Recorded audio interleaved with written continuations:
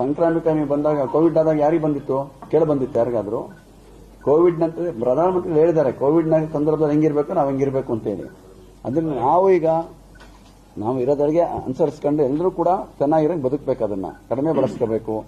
ಏನಾದರೂ ಮಾಧ್ಯಮ ಬೇರೆ ಬದಲಾವಣೆ ಮಾಡ್ಕೋಬೇಕು. ಈಗ ಅದಕ್ಕೂ ಬರ್ತಾ ಇದೆ. ನಮ್ಗೇನು ತೊಂದರೆ ಅಂತ ಪ್ರಶ್ನೆ ಇಲ್ಲ. ತೊಂದರೆ ಇದ್ರೆ ನಾವು ಅದಕ್ಕೆ ಬದಲಾಗಬೇಕು. ಅದಕ್ಕೆಲ್ಲ 5 ಸತಿ ಯೋಚನೆ ಮಾಡ್ಬೇಕಂತ ಒಂದು ವಸ್ತು ಖರ್ಚು ಮಾಡಬೇಕಾದ್ರೆ ಹೆಚ್ಚು ಇದ್ದಾಗಲೂ ಕೂಡ 5 ಸತಿ ಯೋಚನೆ ಮಾಡಿ ನಾವು ಖರ್ಚು ಮಾಡಿದ್ರೆ ಒಳ್ಳೇದದು. ಈಗ ಅದರಿಂದ ಅಭಾವ ಇದ್ದಾಗ ಅಂತಲ್ಲ, ಚೆನ್ನಾಗಿದೆ ಅಂತೇಳಿ ಹೇಗೋ ಬಳಸ್ಕೊಳ್ಳೋದು. ನೀರಾಗಲಿ, ವಿದ್ಯುತ್ ಆಗಲಿ, ಇವೆಲ್ಲವೂ ಕೂಡ ಅಮೂಲ್ಯ. ಇವತ್ತು ಪ್ರತಿಯೊಂದು ಅಮೂಲ್ಯ ಇರೋದು. ನಾವು ಚೆನ್ನಾಗಿದ್ದಾಲೂ ಇನ್ನೊಬ್ರಿಗೆ ಇರ್ಲಪ್ಪ ಅಂತ ಉಳಿಸ್ಕೊಂಡು ಬಳಸಬೇಕೇ ಹೊರತು ಈಗ ಅಭಾವ ಇದೆ ಅಂತೇಳಿ 5 ಸತಿ ಯೋಚನೆ ಮಾಡೋದಲ್ಲ. ಇದ್ದಾಗಲೂ ಹಂಗೆ ಮಾಡಬೇಕು, ಇದ್ದಿದ್ದಾಗಲೂ ಅದನ್ನ ಯೋಚನೆ ಮಾಡಿ ಬಳಸ್ಕೋಬೇಕು.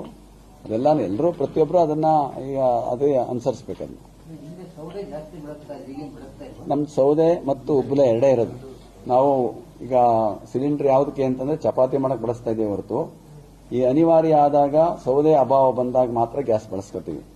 ಅದರಿಂದ ಇದ್ದೇ ಇರೋದು, ಇಲ್ಲದೇ ಇರೋಕೆ ಆಗದೇ ಇಲ್ಲ. ಅದು ಮತ್ತೆ ನಮ್ಗಿದು ಮೊದಲೆಲ್ಲ ಭತ್ತದ ಹೊಟ್ಟು ಇರ್ತಿತ್ತು. ಈಗ ನಾವೆಲ್ಲ ಅಡಕೆ ಸಿಪ್ಪೆ, ಈಗ ಬಹಳಷ್ಟು ಜನ ರಸ್ತೆಗೆ ಹಾಕ್ಬಿಟ್ಟಿರ್ತಾರೆ. ಅದನ್ನ ತಂದು ಒಣಗಿಸಿಟ್ಕೊಂಡು ಸ್ಟಾಕ್ ಮಾಡಿಕತ್ತೀವಿ. ಅದರಿಂದ ಉಪಯೋಗ ಆಗುತ್ತೆ. ಈಗ ನೀವು ಹೇಳ್ದಂಗೆ ನಾವು ಅದಕ್ಕೆ ಹೋಗಬೇಕಾಗಿದೆ. ಈಗ ಮಾಡಬೇಕು, ಅದನ್ನು ಮಾಡ್ತೀವಿ. ನೀವು ಹೇಳಿದ್ದು ಒಳ್ಳೇದು. ಆಯ್ತು, ಮಾಡಿಸ್ತಾರೆ.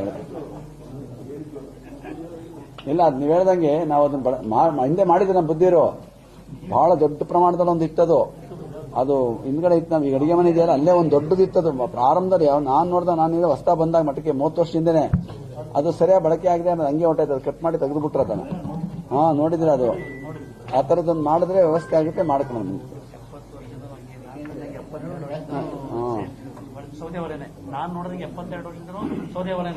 ಅದ ಸೌದೆ, ಉಬ್ಬುಲು, ಗ್ಯಾಸ್ 3 ಇರ್ಬೇಕು ನಮಗೆ.